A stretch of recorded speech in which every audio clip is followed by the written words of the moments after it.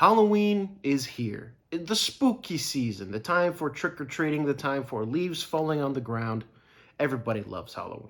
Well, personally, I don't actually care all that much, but I figured this year I tried to get a little bit more into the Halloween season. Not by dressing up or anything like that, but by playing a spooky video game. This is Luigi's Mansion 3. I played the first one on the GameCube, and I really liked it.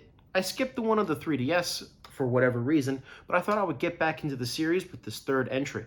So, will this game give me the spooky shivers, or will it make me wish that I had just gone trick-or-treating instead?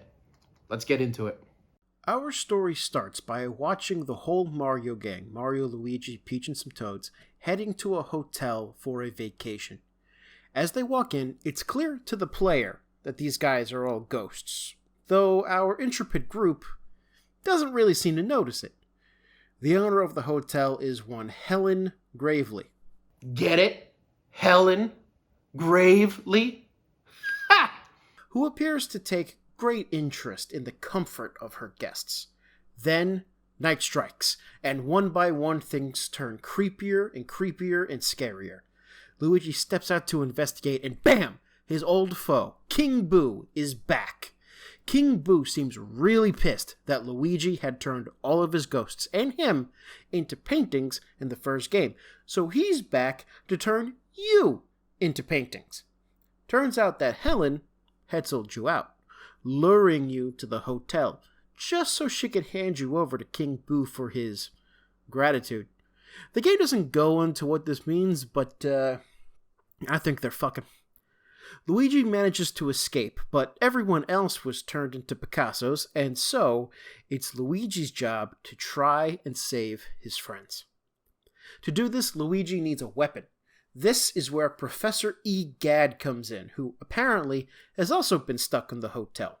You rescue him, and he provides you with your trusty old Poltergeist 3000, allowing you to fight and suck up enemy ghosts. He also provides you with a new tool, Luigi, of whom we'll have more to say in a moment. After you get all of that, your task is clear. Explore every floor so that you can get the elevator button to the next floor and then progressively climb to the top of the hotel, where you will face King Boo and save your friends. Luigi has quite the versatile toolkit at his disposal, so let's go through them one by one. First is his standard Poltergeist 3000. This allows you to suck up ghosts. As you suck them up, pull in the opposite direction on the control stick as the ghost is moving in order to lower their HP. If you pull them enough, you can also perform this slamming maneuver that allows you to lower their HP more quickly and potentially hurt other ghosts. It's a useful move, bordering on the overpowered, but essential for beating bosses. Luigi also has his trusty flashlight. This flashlight comes in two modes, normal and a dark light. The normal use of the flashlight is to stun ghosts, allowing you to start sucking them up, frankly, at all. It's also useful for activating light-sensitive switches that will often lead you to more money, or to secrets, or to progress. With the dark light, Luigi can shine a light on hidden doors and pathways, or expose hidden ghosts within objects. Personally, this is my least favorite tool in Luigi's arsenal. When I come across a puzzle that needs the dark light, I got frustrated easily, early on at least, until I realized that sometimes it was a good idea to just use it on a blank wall to see if there was a door there. You tend to learn the signs after a while, but there's nothing really challenging or brain-scratching about it. It's just good guesswork. Luigi has the ability to shoot a plunger at enemies and at solid objects with a flat surface. This allows him to throw objects around, pull down switches, sometimes even pull down walls. Later in the game, you have to use Luigi to pull along with Luigi if something is extra big. Luigi can also boost up into the air for a very short time, giving him something of an AoE attack.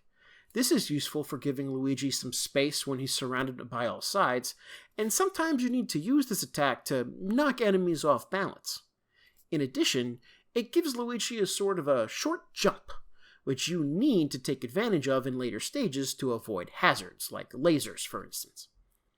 Now, Luigi does learn a super suck near the end of the game, which you use to suck up an entire pirate ship.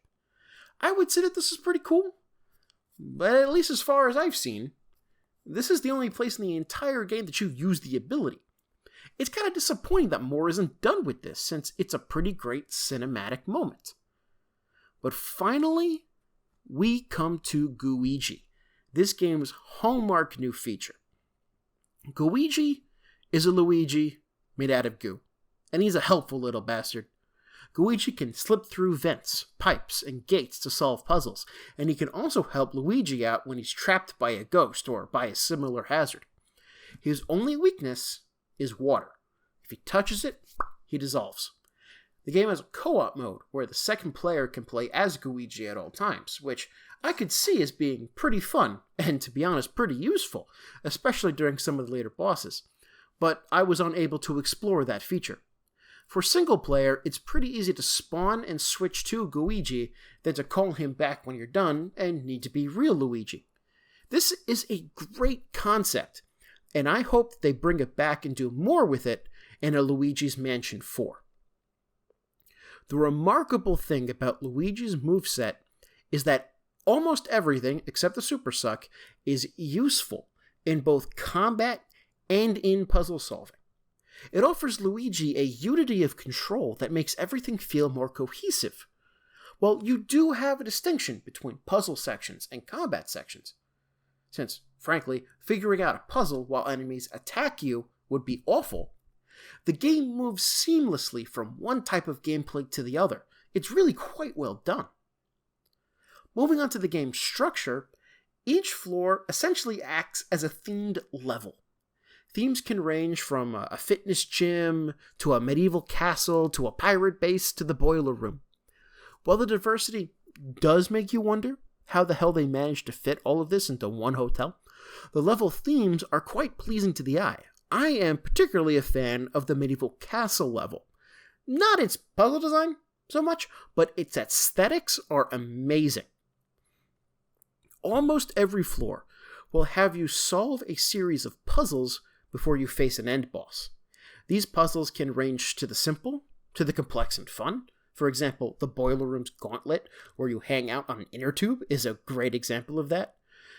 But it could also range to the simple and frustrating. I've already mentioned the invisible door that has to be revealed, and that's a puzzle, which I didn't like.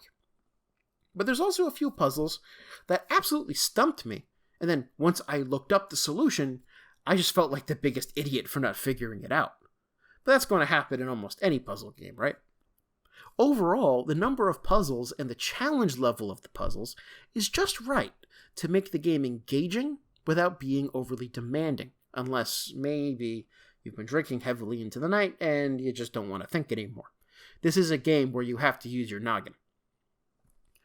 The floors that don't have many puzzles to offer will sometimes have you go back to a previous floor in order to fulfill a new scenario.